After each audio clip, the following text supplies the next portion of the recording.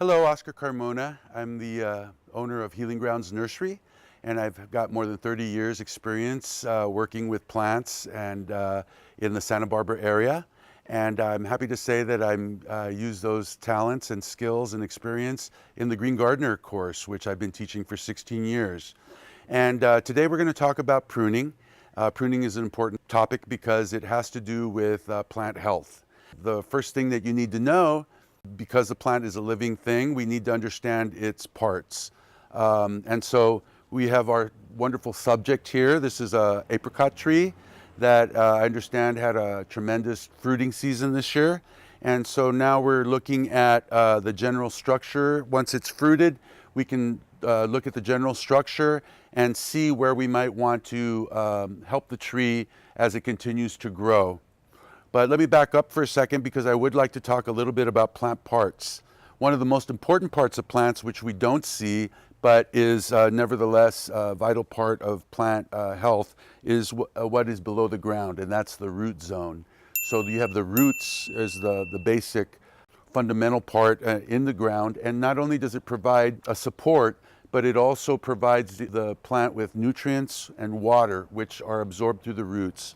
They are taken up through the roots via the trunk of the tree and the limbs, which are the support system, but they're also the highway for those nutrients and water to be taken up from the roots, and they go up through the into the canopy and out into the leaves. It's in the leaves which, with the help of the sun, the plant is able to make its food. It turns the nutrients and the water into a form of sugar, which is not only produced here, it's stored here, but then it's also taken back and stored into the root system. Beyond that, we have, of course, the fruit and the flower, and then the fruit, which emerges from the flower.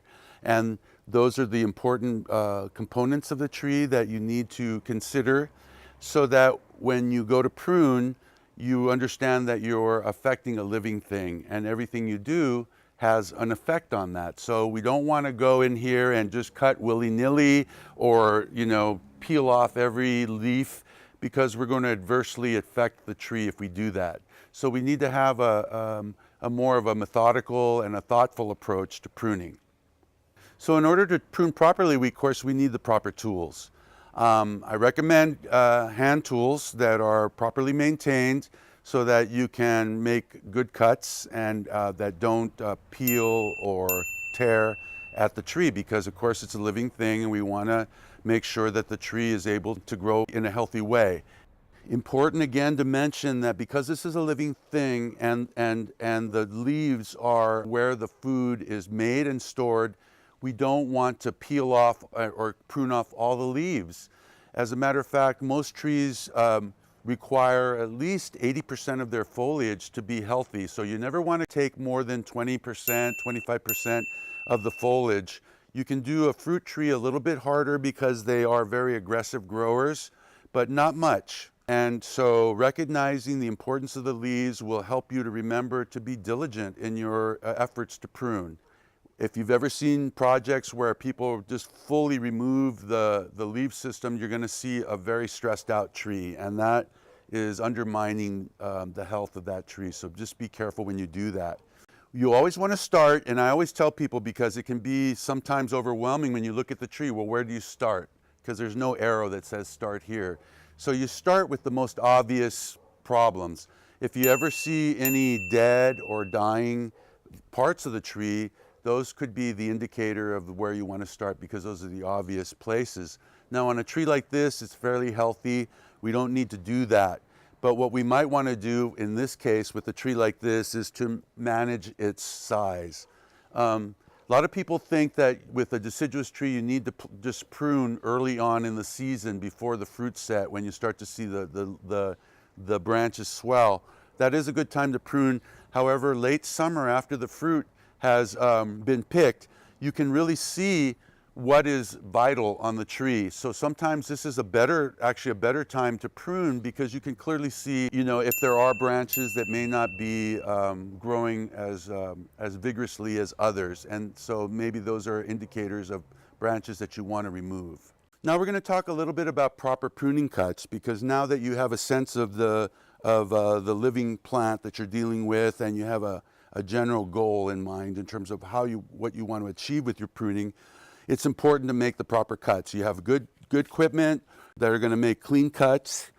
And now the point is that you need to know exactly where on the branch to cut. And the thing is, when you are pruning a tree, you need to take into consideration the fact that along the branch there are side branches that come off of it that can become leaders.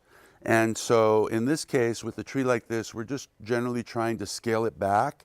And we're not going to do just a general tipping of all the leaves, but we're going to go and be thoughtful in our approach so that we leave the branch, as I say, and the tree in better shape than we found it. So if we follow this tree back, this limb back, we're gonna see here that there's a nice side shoot here that will take over, and we can effectively scale it back in size by doing so. In order to allow it to heal, we have to make sure that we get a cut that's close, but not right on top of the collar here, which is where the union of the branch meets the larger branch. And you can see how I've already reduced this limb in size by doing that. So again, just to reiterate, you don't want to make wholesale tip cuts along the whole tree, because that's going to just stimulate growth on the ends. But if you follow each branch and make a cut where it logically shows a potential for a leader branch, because this will now take the lead and follow up, we've effectively reduced the size, and we've provided the tree with another upper growing limb that will effectively make this tree a healthier specimen in the long run.